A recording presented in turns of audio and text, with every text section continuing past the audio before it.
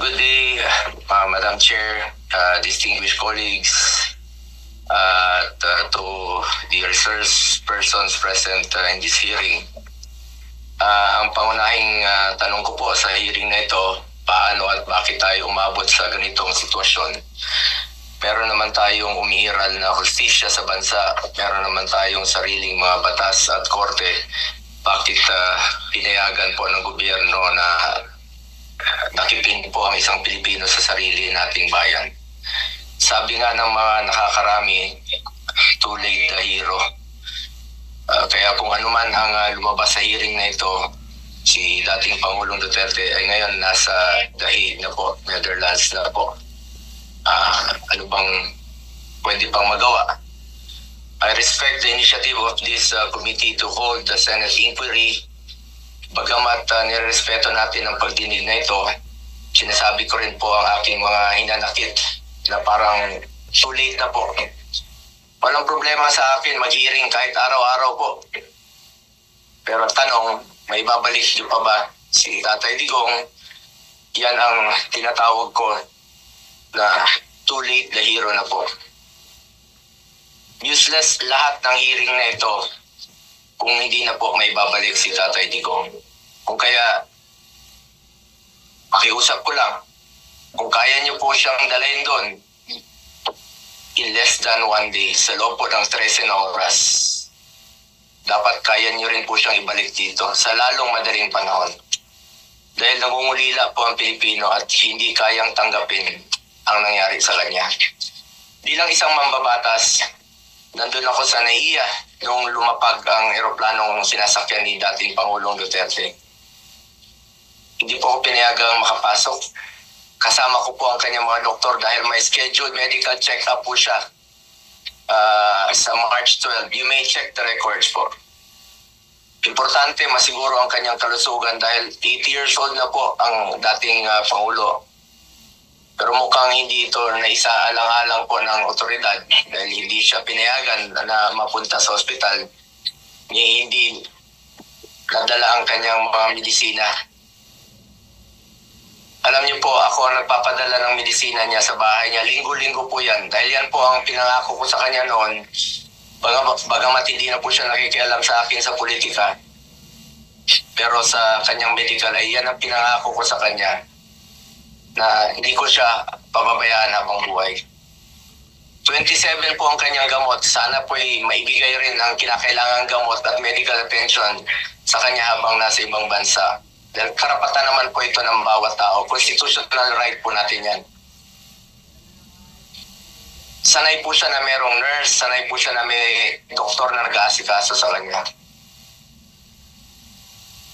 Naikwento nga sa akin ni Atty. Medialdea na yung unang bumisita siya sa detention cell ay nakapaa siya dahil hindi po na naipasok ang kanyang mga gamit.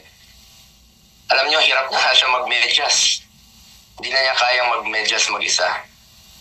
At ngayon, it took Atty. Medialdea several days bago maipasok yung mga kagamitan na kailangan ni Tatay Digong. Mahirap talaga ang kanyang sitwasyon ngayon na nakadetain. Sa unang pagharap ni dating Pangulong Duterte sa ICC, napansin natin iba po ang kanyang pananalita. Marahil ito ang estado ng kanyang kalusugan. Sa totoo lang po, several times na po naobserbahan ko yan noon. Yung kanyang pananalita, ganun yan. Pag hindi po nabibigay sa kanya yung saktong medisina na dapat niyang inumin. Marami na pong karamdaman si Tatay Digong. Sino ba namang 80 years old na walang gamot na iniinom at walang karamdaman?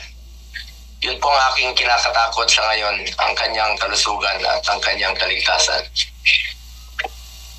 Kaya hindi ko po maintindihan bakit hindi pinayagan ng mga pulis ang doktor na makita siya. Okay na po ako, hindi niyo po ako pinapasok.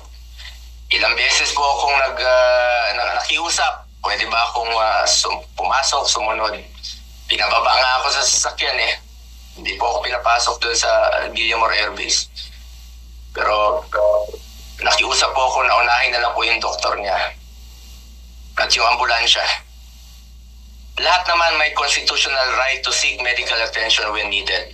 Lahat ng Pilipino, dating presidente man o normal na mamamayan, lahat ay may karapatan na masiguro ang kalusugan at kaligtasan. Nakakalungkot na isang bagay na ating ipinaglaban para sa Pilipino, hindi maibibigay po sa dating Pangulo na minamahal ng marami.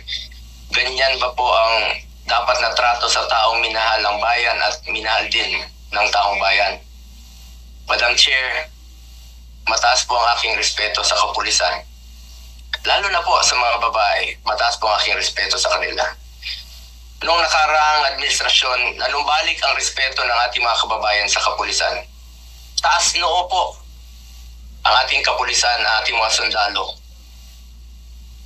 As its highest ang respeto sa PNP. Inuna namin ang pagtaas ng sahod ng uniform personnel dahil alam namin kung ano ang sakripisyo ninyo para sa bayan. Ako mismo bilang SAP noon, ako po nangulit noon na may sakatuparan po ito dahil minahal namin ang kapulisan. Ngunit nakakalungkot, Madam Chair, na nung nandun ako sa NAIA, nakikita niyo naman po sa video, nagtanong lang po ako sa PNP spokesperson kung saan kami dapat pumunta. Dahil sabi ni Chief PNP Marbil sa 250 po. Nilapitan ko po ang inyong spokesperson at hindi po ako sinagot, tinakbuhan po ako. Sana naman bilang spokesperson, konting sagot lang naman po. Konting respeto, sumusunod naman po kami sa batas. Hindi naman siguro dapat ipagkait sa atin ang respeto at higit sa lahat ng katotohanan. Sa totoo lamang po, ilang beses na po nagsinungaling si now Brigadier General Jean Pardo.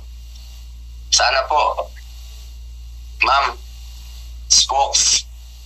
bilang spokesperson, totoo lang po ang sabihin mo, alang-alang sa bayan.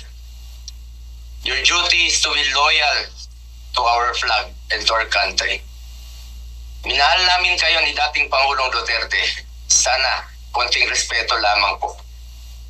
Kung nagawa nyo yan sa akin, magsinungaling, mas nagagawa nyo po yan sa ibang tao.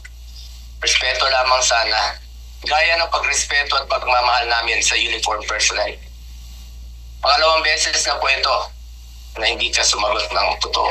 Sa interview mo, sinabi mo nagpupunas lang ng pawis ang ilang pulis na nakuna ng video na umiiyak habang inaaresto si Pangulong Duterte. Mapigilan mo bang umiyak? Nasasaktan po yan. Doon lamang po tayo sa katotohanan at piliin nyo lang laging magsabi ng totoo alang-alang sa bayan. We must always entrust our loyalty to the Filipinos, to our flag, and to our country. Diyan naman po parating sinasabi ni dating Pangulong Duterte sa inyo. Just be loyal to our country and to our flag. Last, gusto nating malaman kung may nalabag ba na proseso ang pamahalaan, nabigyan ba po ng due process ang Pangulo dahil kung seryoso tayo sa pagbibigay ng hustisya, unang konsiderasyon dapat ang karapatang pantao at ang pagsunod sa due process. Sa totoo lamang po, hindi na po tatakbo si Tatay Digong sa inyo. Di na niya kayang tumakas at alam niyo po yun. Di na niya kaya kayong takbuhan dahil hirap na nga siya maglakad, nagsusungkod na nga lang po siya. Imbis na umunlad, bigla tayong umurong. OFWs, pinapauwi natin.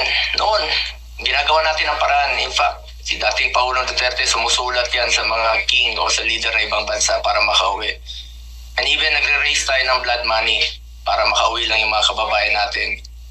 Pero bakit baliktad niya? Bakit isinuko po ang sarili nating lahi?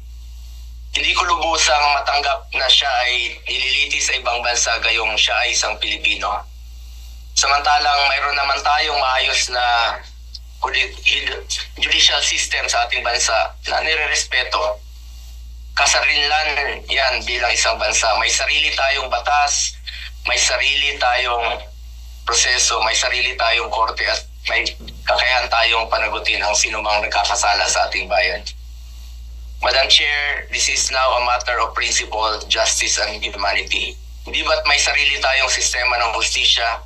Kapag may Pilipinong nagkasala, dapat tayo po ang husga. We must protect our citizens and we must stand as one.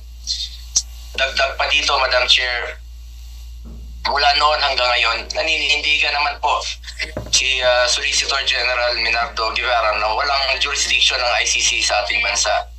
Kung consistent po ang gobyerno sa posisyon na ito na hindi kilalanin ang jurisdiction ng International Criminal Court, bakit hinayaan po nitong ma-implement na warrant of arrest ang Interpol mula sa isang korte na hindi naman natin kinikilala?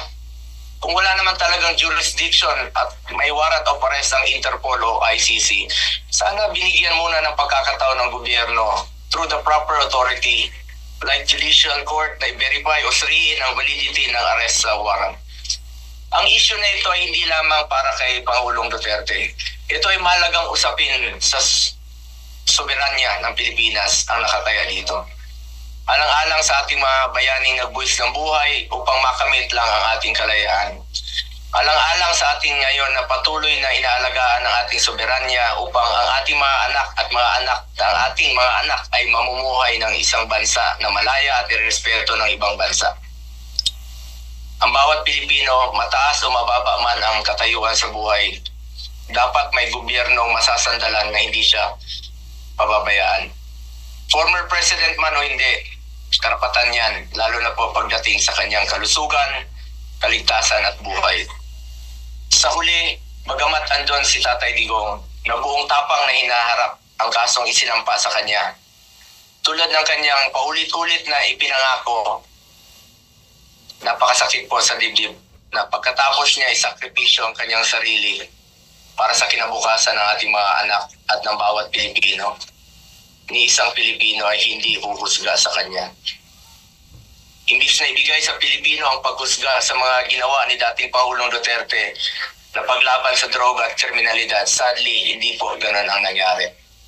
Sabi ko nga, para sa akin, Pilipino po ang dapat humusga sa totoong sitwasyon sa bansa. Kung mas nakakalakad na po ba ang ating mga anak noong panahon niya, hindi po nasasaktan, hindi nababastos. Kayo po ang humusga. Pilipino po ang dapat humusga. Minahal tayo ni Tatay Digong. Ginawa niya po ang lahat para sa bayan.